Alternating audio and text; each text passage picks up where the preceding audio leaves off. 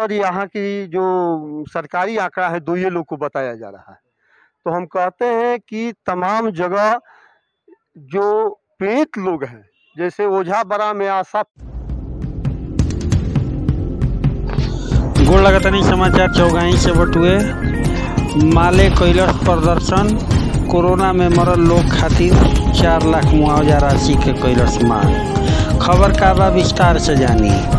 आज दोपहरिया 12 बजे के आसपास माले के प्रखंड सचिव वीरेंद्र सिंह के नेतृत्व में हाथ में झंडा बैनर के तले अंचल कार्यालय पे माले कार्यकर्ता लगभग आधा घंटा तक प्रदर्शन कैलन। यह प्रदर्शन के अगुवाई खुद प्रखंड सचिव वीरेंद्र सिंह करत रही। ई प्रदर्शन के दौरान यहाँ के मांग कैनी कि जितना भी कोरोना से मरल लोग बाड़े उनका के 4 लाख के मुआवजा तत्काल दिहल जाओ। यह दरमियान यहाँ के कहनी कि आज सरकारी आंकड़ा कुछ गलती बता रहल बा। यहाँ के कहनी कि नचाप पंचायत में ही 19 आदमी के मृत्यु हो गई बा, जबकि चौगाई पीएचसी से मात्र 10 आदमी के कोरोना से मरल देखावल जा रहल बा। यहाँ कहनी कि तो 19 गो मात्र एक पंचायत के बा। हमनी के लगातार आंकड़ा जुटा रहल बानी जा आ एकरा बाद विधिवत आंकड़ा सहित अंचल कार्यालय में एगो विज्ञप्ति सौंपब जा। एह दौरान लगातार प्रदर्शन होत रहल। अंततोगत्वा अंचलाधिकारी बद्री प्रसाद गुप्ता के चेम्बर में गई लोग, हालांकि सीओ बद्री प्रसाद गुप्ता ना रही। एकरा बाद ओइजा कार्यरत एगो कर्मी के ई लोग रिसीविंग करावल, जौना में ई लोग मांग पत्र सौंपल कि जितना जल्दी होखो ये कोरोना काल में लोग के लाभार्थ लाभ दिहल जाओ। 4 लाख रुपया जौन मुआवजा बा जल्दी से जल्दी दिहल जाओ। ऐसे कि एक तो वो व्यक्ति के परिवार चल गई, वो व्यक्ति के केहू के बाप चल गई, केहू के पत्नी चल गई। अब ये कोरोना काल में काम धंधा भी बंद बा, फैक्ट्री भी बंद चलतारी सन। आखिरकार ई गरीब व्यक्ति करस तो का करस। यही स्थिति में वैसन परिवार के जेकर कोविड से मौत भइल बा ओकरा के 4 लाख के मुआवजा तत्काल दिहल जाओ। रउरा सब दर्शक लोग के बता दी कि पूरे बिहार के हर प्रखंड पे माले कार्यकर्ता आज ई धरना प्रदर्शन कैले आ कोविड से मरल मरीज लोग खातिर 4 लाख के मुआवजा तत्काल सरकार से मांग कैलो। बता दी कि यह कार्यक्रम में लगभग ऐसा कई लोग पहुँचल रहे जेकर परिवार के सदस्य कोरोना में गुजर गईलन। यह मांग के लेके माले कार्यकर्ता प्रदर्शन कैलन। भोजपुरिया समाचार दिखाई माले के प्रखंड सचिव का कहनी।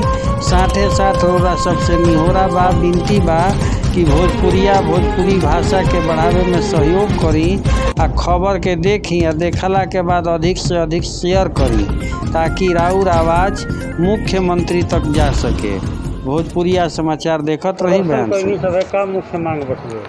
मुख्य मांग बा कि प्रखंड के अंतर्गत तमाम पंचायत में जो कोविड में 3 महीना से मरे हुए लोगों को, आश्रितों को 4 लाख रुपया मुआवजा दिया जाए कि उनके बाल बच्चा को अपने भोजन और आवासीय व्यवस्था किया जा सके। सरकार तो रिलीज कैले बतुए कि हेतना लोग मरल बा, लेकिन रउरा सब के अनुसार अधिक संख्या बतुए। अभी जो बा अभी यहाँ पर पूरे प्रखंड के अंतर्गत छोटका डी और नचाप पंचायत में कहा जाए तो 17 गो लोग मुए हुए हैं, जिनकी वहाँ पर यहाँ की जो सरकारी आंकड़ा है 2 ये लोग को बताया जा रहा है। तो हम कहते हैं कि तमाम जगह जो पीड़ित लोग हैं, जैसे ओझा बड़ा में आशा पूजन राम, जो कोविड की लक्षण से मरे लेकिन उनको ये जांच भी नहीं किया गया और सरकार की जो जांच करने का मशीनरी है वो फेलियर साबित हुआ है। जिसका दमा है, सांस फूल रहा है, सर्दी है, जुखाम है, वो पीड़ित परिवार हैं, वो रास्ते में लेकर मर जा रहे हैं, कोई घर पर मर जा रहा है। लेकिन सरकार जो है सबके कोविड के कहल जाई, दमा बुखार जैसी मरता नहीं, हम ये कहेंगे कि जिनका सांस फूल रहा है, जिनको बुखार है, ये कोविड का एक लक्षण है और इसी के द्वारा ही उनकी मौत हुई है। भले सरकार अस्पताल में उसको पॉजिटिव न माने, लेकिन हम उसको पॉजिटिव मान करके पूरे बिहार में वैसे मृतकों को मुआवजा के लिए मांग कर रहे हैं। ये आवेदन ये आवेदन आपदा मुख्यमंत्री आपदा राहत कोष के जरिए अंचलाधिकारी को हम लोग मुआवजा के लिए आवेदन पत्र देंगे। वीरेंद्र सिंह, भाकपा माले, प्रखंड सचिव, चौगाई।